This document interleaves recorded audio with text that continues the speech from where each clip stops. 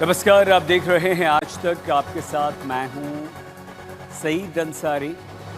स्वागत है आपका विशेष में। उत्तरकाशी के धराली में आपदा के चौथे दिन अभी भी फुल स्विंग में राहत और बचाव का काम नहीं हो पाया है, क्योंकि परिस्थितियां ही ऐसी हैं। हेलीकॉप्टर से राशन, दवाइयां, बचाव कर्मियों के उपकरण पहुंचाए जा रहे हैं और यही हेलीकॉप्टर्स यहां से लोगों का रेस्क्यू भी कर रहे हैं। ये जो लोग हैं दर्शन के लिए गंगोत्री गए थे, लेकिन तभी 5 अगस्त को धराली में आपदा आ गई और ये लोग वहीं फंस गए। लेकिन आज और कल मिलाकर 550 से अधिक लोगों को बचाया गया। इनमें लोकल के अलावा गुजरात, महाराष्ट्र, आंध्र प्रदेश, हरियाणा, उत्तर प्रदेश जैसे राज्यों के बहुत से लोग हैं, जिन्हें बचाकर पहले उत्तरकाशी लाया गया और फिर वहां से देहरादून भेज दिया गया, जहां से वो अपने अपने घरों की ओर रवाना होंगे। इस बीच सड़कें ख़राब पड़ी हैं, धराली पहुंचने का कोई भी रास्ता बचा ही नहीं है। ऐसे हालात में हमारे संवाददाता आशुतोष मिश्रा पैदल ही धराली और हर्षिल की तरफ रवाना हुए। अभी आशुतोष धराली पहुंच नहीं पाए हैं, लेकिन हमारी इस रिपोर्ट में हम आपको दिखाएंगे कि कैसे आशुतोष मिश्रा इस कठिन मिशन पर धराली की तरफ निकल चुके हैं।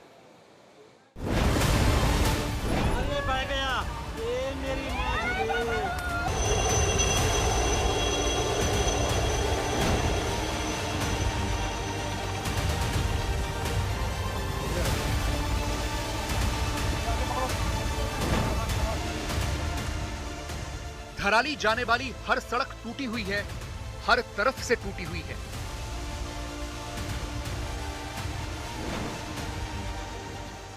ये तस्वीरें बता रही हैं कि सड़कें बनने में अभी बहुत वक्त लगेगा। फिलहाल तो टेम्पररी इंतजाम किया जा रहा है, लेकिन इसमें भी सफलता नहीं मिल पा रही। इसीलिए हमारे संवाददाता आशुतोष मिश्रा पैदल ही हर्षिल और धराली की तरफ निकल गए।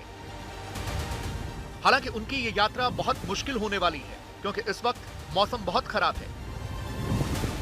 जंगलों का रास्ता भी सेफ नहीं है, लेकिन आशुतोष फिलहाल हर्षिल और धराली के लिए निकल पड़े हैं। हम नदी के बेहद करीब हैं।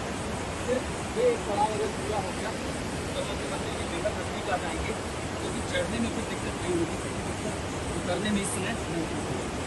इसलिए एक कदम दूर के अपने सामान के साथ कैमरा में देखो कुछ बिल्कुल इसी तरह खुद को फॉलो करें और आए बिल्कुल दिशा में खुद को आगे से हाथों से संपर्क करें, नीचे बढ़े और फिर आगे ये दुनिया है तो काम आएंगे। लेकिन सबसे ऐसा मुश्किल हिस्सा ऐसे पार हो सकता है। आ जाइए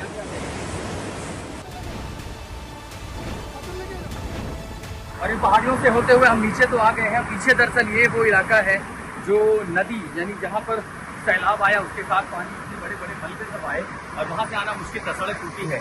तो अब हम यहाँ से आए हैं और अब जो धारा है, जो भागीरथी की कई सहायक धाराएं हैं, तो उनको पार करके उस पार जाएंगे। और उसके बाद इस रास्ते को जो खड़ी पहाड़ी आपको दिखाई दे रही है, इस पर जब हम चढ़ जाएंगे तो फिर उसके बाद 5 से 6 घंटों में हम हर्षिल या धराली पहुँच जाएंगे। आशुतोष अब नीचे तो पहुंच गए, लेकिन असल चुनौती है इस नदी को पार करना। ये भागीरथी की सहायक नदी है। देखिए बरसात में इसमें कितना पानी है। खीरगाट भी ऐसी ही भागीरथी की एक सहायक नदी थी, जिसमें उस दिन सैलाब आया।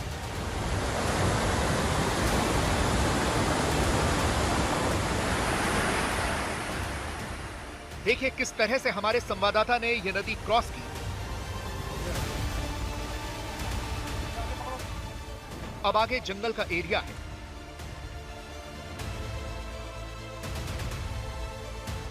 ऊंचाई से देखिए पहाड़ का ये जो स्टीप हिस्सा है, हमने इसको पार किया है। यहाँ से होते हुए अब इस ऊंचाई पर आए हैं। ये देखिए कितने एकदम सटीक ऊंचाई है।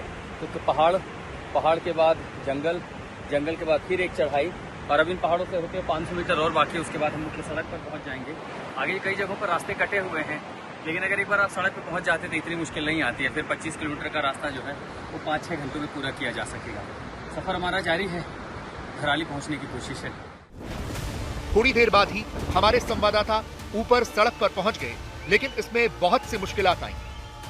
इस रास्ते पर हम आए हैं। हर्षिल अभी 26 किलोमीटर है और हर्षिल के बाद 2 किलोमीटर और धराली, तो 26 किलोमीटर और अभी चलना है। उम्मीद करते हैं 5 से 6 घंटों में हम पहुंच पाएंगे। कहीं कहीं पर रास्ते पर ढलाव है तो वहाँ चलना आसान होता है, बाकी चढ़ाई रास्ता है। तो बस 26 किलोमीटर का और सफ़र बाकी है, एक्चुअली 28, और फिर इतना ही सफ़र वापस आने में लगभग 50-60 किलोमीटर। कोशिश करेंगे कि कल तक हम वापस आ जाएं इस इलाके में। लेकिन अभी भी हमारी मंजिल आई नहीं है। सीधे सड़क के रास्ते जाना भी संभव नहीं था, इसीलिए हमने फिर से जंगल का रास्ता लिया।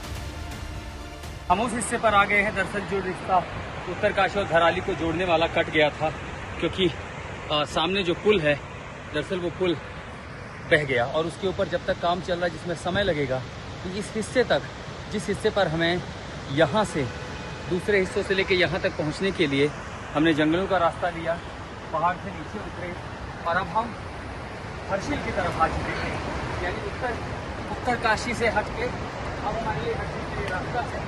देखते हैं आगे मार्ग कैसा लगता है।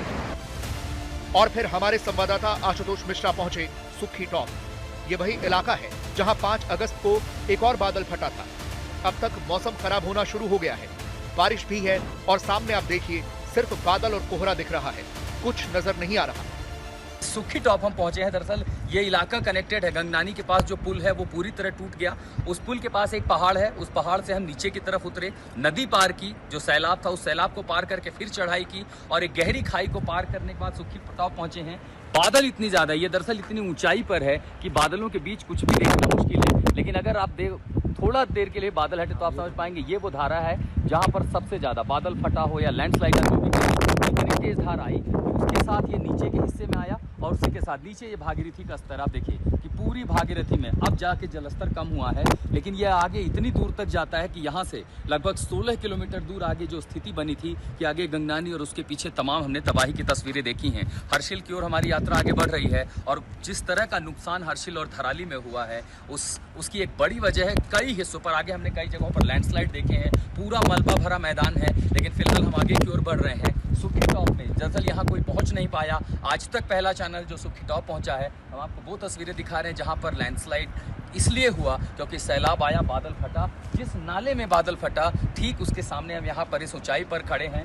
बादलों का यहाँ पर डेरा है, मौसम काफ़ी यहाँ पर ठंड है और बहुत सारे लोगों का इवैक्यूएशन यहाँ पर चल रहा है। सुखी टॉप को नुकसान नहीं पहुँचा। ऐसे कई सारे स्थानीय लोग हैं जिन्होंने उन लोगों की मदद की जो यहाँ इस रास्ते से हर्षिल धराली से होते हुए आगे की ओर बढ़ रहे थे, और ऐसे में उन लोगों की, स्थानीय लोगों ने बहुत ज़्यादा मदद की। ये यहाँ पर सारे सेब के बागान हैं, ये सारा खेती बाड़ी का इलाका है। आप सोचिए कि अगर इन इलाकों में बादल फटता, इन इलाकों में नुकसान होता तो नुकसान काफ़ी ज़्यादा होता। लेकिन गनीमत ये रही कि दरअसल सुखी टॉप में जहाँ पर बादल फटा वो पहाड़ी इलाकों से होते हुए नीचे आया और नीचे आने के बाद ये वो नदी है भागीरथी जिसका स्तर इतना ज़्यादा बढ़ा जिसने आगे ले जाकर के तबाही का मंजर फैलाया। हालांकि अभी भी जो स्थिति है वो उत्तरकाशी में काफ़ी ख़राब है। उत्तरकाशी के ऊपर के उन इलाकों में, चाहे वो हर्षिल हो या फिर धराली हो, आज तक उसी रास्ते पर आगे बढ़ा है। सुखी टॉप में कैमरामैन दीपक बिष्ट के साथ में आशुतोष मिश्रा, आज तक। धराली में फ्लैश फ्लड आए 4 दिन बीत चुके हैं और अभी तक ये पता नहीं चल पाया कि हादसे में कितना नुकसान हुआ है, कितने लोगों की जानें गई हैं। मकान, दुकान, होटल, रेस्टोरेंट सब कुछ मलबे में दब गए हैं, डूब गए हैं। लेकिन कितने लोग यहाँ घरों में, होटल में, रेस्टोरेंट्स में थे उस दिन इस फ्लैश फ्लड में, कितने लोग बह गए, इसकी सटीक जानकारी किसी को नहीं है और ये जानकारी अभी तक लग भी नहीं पाई। ज़िला प्रशासन को अब तक 49 लोगों के मिसिंग होने की जानकारी ज़रूर मिली है। बाकी लोगों के बारे में ज़िला प्रशासन भी जानकारी इकट्ठा कर रहा है। अरे बह गया, ये मेरी छोटे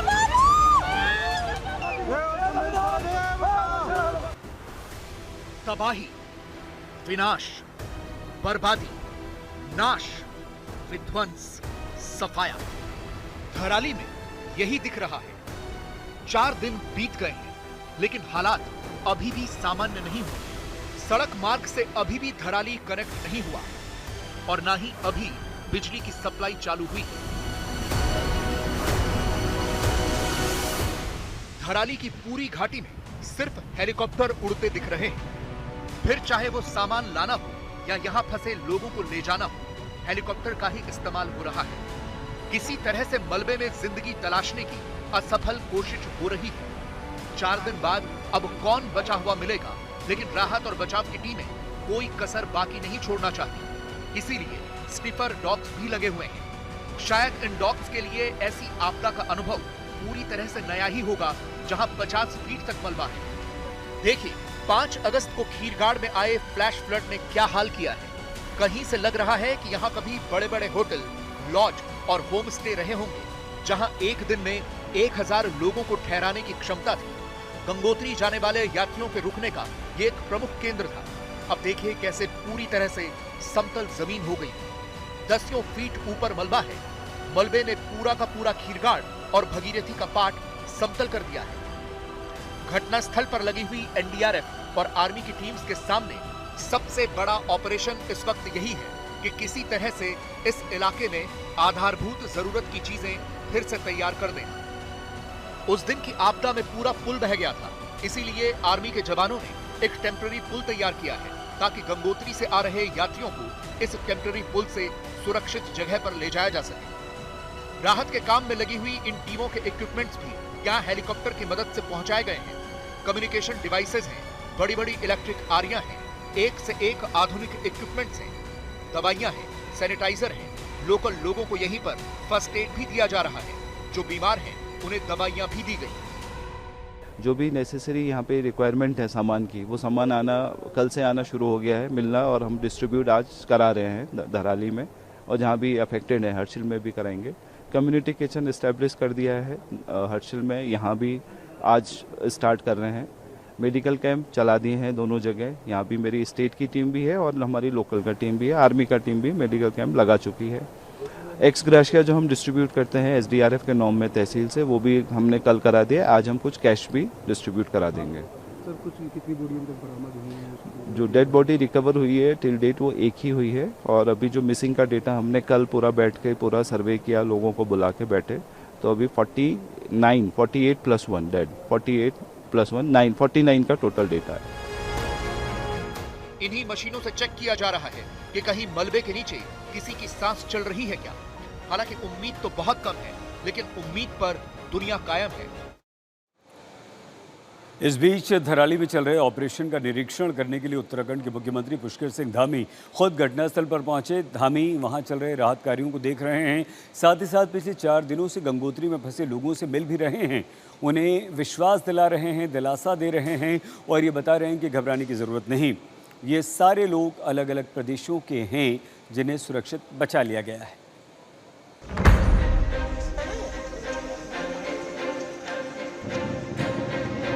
तस्वीरें बता रही हैं कि आपदा कितनी बड़ी थी। इस मलबे में घर, होटल, होमस्टे, मंदिर तो डूबे ही हैं। बाइक, कार और बाकी वाहन भी इस मलबे में दबे पड़े हैं।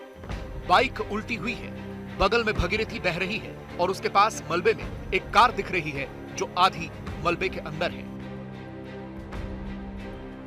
धराली में जिस खीरगाड़ में ये फ्लैश फ्लड आया, उसने क्या हाल कर दिया, ये तस्वीरें बता रही हैं। बड़े बड़े बोल्डर आए हुए हैं और इसी मलबे में आधा धराली नीचे समाया हुआ है। देखिए इस घर की सिर्फ छत नजर आ रही है, बाकी हर तरफ पूरा मलबा है। बाढ़ ने ऐसे ही पूरा इलाका समतल कर दिया है।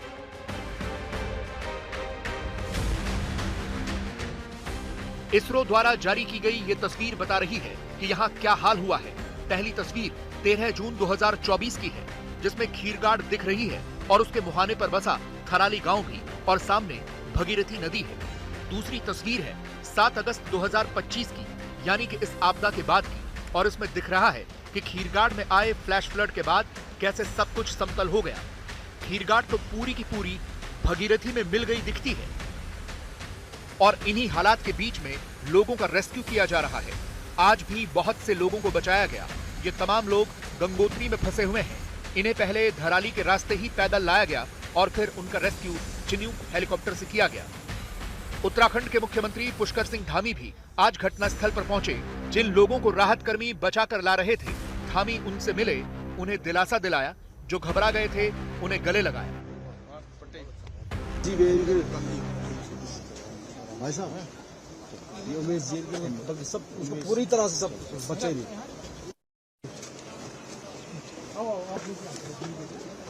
नमस्ते, आप कहाँ से हैं? सूरत से हैं? चलो बहुत लोग निकल गए, अभी आप पहुँच जाएंगे, ठीक है, आराम से। पूरे रास्ते में धामी सबका हालचाल पूछते हुए चल रहे थे।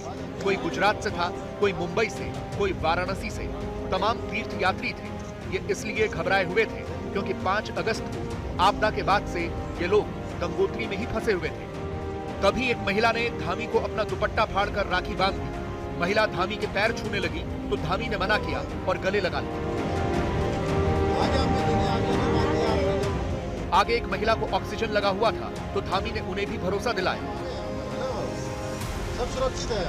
आज मैं ग्रामीण क्षेत्र में आज मैं गया था। आज मैं वहाँ के सारे लोगों से मैंने भेंट भी की है और परेशानी है और बड़ी चुनौतियाँ भी हैं, लेकिन उनका हर प्रकार से हम लोग पुनर्वास करेंगे। आदरणीय प्रधानमंत्री जी के मार्गदर्शन में, उनकी प्रेरणा से हम हर संभव सहायता उस क्षेत्र के लोगों के लिए करेंगे। मेरा धराली फिर से व्यवस्थित हो। वहाँ पर सेब की खेती लोग करते थे, वो भी पूरी तरह से आपदा की भेंट चढ़ गई है। और बिजली की लाइनें पूरी तरह से क्षतिग्रस्त हो गई हैं, लेकिन जल्दी से उसको भी इंस्टॉल करने के लिए जनसेट यहाँ तक आ गया है, उसको भी जल्दी इंस्टॉल करेंगे। लेकिन आज अच्छा ये है कि अभी वहाँ पर एयरटेल का नेटवर्क अभी आ गया है और अभी इंटरनेट कनेक्टिविटी वहाँ पर बन गई है। लेकिन समस्या अभी भी ये बनी हुई है कि सड़कें कब खुलेंगी। फिलहाल तो जो हालात दिख रहे हैं और जिस स्तर की तबाही हुई है, उससे लगता है कि अभी सड़कें खुलने में बहुत वक्त लगेगा। आज तक ब्यूरो। विशेष में आज के लिए बस इतना ही। आप प्लीज़ अपना बहुत ख्याल रखिएगा। देखते रहिए आज तक।